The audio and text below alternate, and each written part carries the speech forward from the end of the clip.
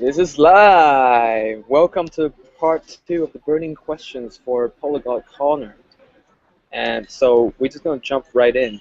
If you missed part 1, the introduction of Conor, please watch part 1. So we jump right in. First question we have for Conor is from Laura. Have you found that studying any specific part of a language increase your comprehension faster than other aspects? For example, studying grammar versus vocabulary or conversations? Yeah, I think definitely that there's a lot of interplay between the different elements, so they're not really unique study points, right? I mean, if you study grammar, how I personally study grammar is I read a lot, and then I speak with people, so I converse with them, and then I start to notice the patterns, right?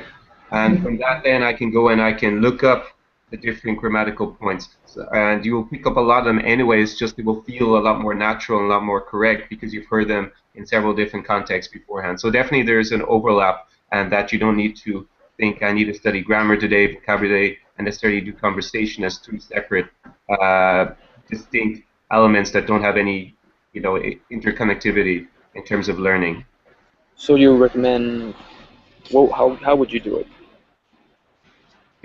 Well, they're gonna if you're focusing if you're You focus on speaking. You want to speak. if you want to speak, right? Well, Yeah. you're gonna by speaking and conversing with people, you're gonna naturally pick up a lot of the grammar, right? If you just note, if you keep your eyes open and your ears open, then you will pick up lots of different grammatical points over time, and you don't necessarily have to start reading a grammar book in order to learn them.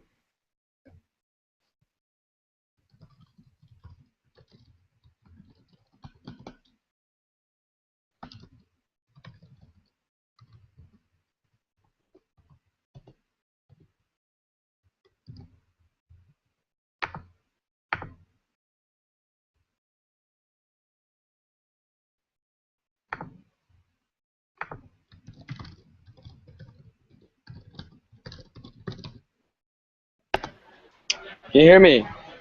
Yeah, I can hear you.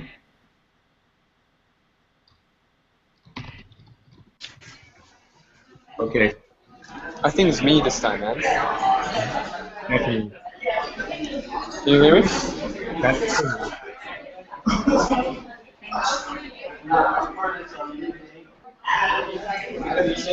Hello, hello. Can you hear me? yeah. Yeah, I see. As I said, when I go outside, the Yeah, you lost the network again. Can you Okay. hear me? Yeah, at the moment, yeah, I can hear you clearly. Okay, let's go. Let's go for it. Okay, the second question. Can you please? Okay, let's see. What are tips of learning non-popular languages? Especially Romanian. Okay, I think I got the Yes. question there. Well, what you're going to find with a language is not as popular. I mean, the example is Romanian, and that's a language I've been studying. I started learning quite recently. Is that you're not going to have as many materials, right, and as many course books. I used the Asamil, but it was a very old version at the time. So this is definitely going to be more of an issue if you want to depend on traditional courses. So you're definitely going to have to look for more real-life resources. That's what I would recommend if there isn't going to be any sort of course book to give you that entry. If you, in the particular case of Romanian, if you speak some of the cognate languages, so some of them that are from the same language family, like Italian or Spanish or French, then you're going to understand a lot of the vocabulary, at least, in Romanian, and some of the grammar, just because it's similar to what you would have seen before. So you got to find another way to kind of get a crux into the language, an easier entry. So it's definitely if you already speak a similar language, and then you need to go and you need to find more real life material that's Can you give me easy. some example? Can you give me some example of real life materials? Well, for me, because I already spoke Italian and French and Spanish and Portuguese, I was able to listen to podcasts from the news, for example, when I started, and then I could understand more or less, right, and what Yeah. was said in Romanian, even though I hadn't previously studied the language. And then Yeah. from that, you have the same vocabulary that will, in context, will reoccur and will be understandable, and that will make it a little bit What if easier. you don't? Connor, what if you don't know, can't speak all the other languages, you just want to start Romanian? Well, then you're going to. Well, that's going to be a little bit more tricky, isn't it? If you don't have Exactly. That's why she's asking the question. Well, I think you're going to have to probably go for more private tuition in the beginning in that case, and have a teacher if you can't find a resource. I think in the less popular language, I mean, there are several issues. One is a kind of a book or a course that you can self-study with, right? That's not going to be available. So you're definitely going to have to probably go for a teacher or a class that would be an even bigger help in this case, because you're not going to have that self-study option. And then I would look online. In every language, there's like an online community, right? There's media. There are people who want to speak. There are Facebook groups. So I would go and look for those kind of things, so that at least I can close to the language, even if I don't have a particular self-study course that could be used. I mean, if it's a language that's not spoken very much by native speaker community, then that's going to be, of course, an additional obstacle. And you're probably, but with the internet, it is possible to find the resources and the people who speak the language, and then you can approach them online. Most people, especially if they speak small language, would be delighted to meet someone who wants to learn it and be willing to help. Okay. So the first thing is to look for the communities. Yeah, that's what I would recommend. Got it. Okay. The last question we have is from Chris. I saw in one of your videos speaking Russian. Can you share any tips or aha moments about learning Russian for us beginners of the language? Well, one of the first misconceptions about Russian, especially if you're a student who speaks, say, a language that's written in Latin script, is that the alphabet is going to be difficult. That's not true at all. You can learn the alphabet in a couple of hours and be pretty comfortable with it within a day or two. That's certainly something that I didn't expect to be so easy. And what I hear from people about, oh, Russian's going to be so difficult, they have a different alphabet. That's something you shouldn't worry about. You can learn that very, very quickly. You'll recognize the letters within a day or two without too much problems. Okay. In terms of an aha moment, I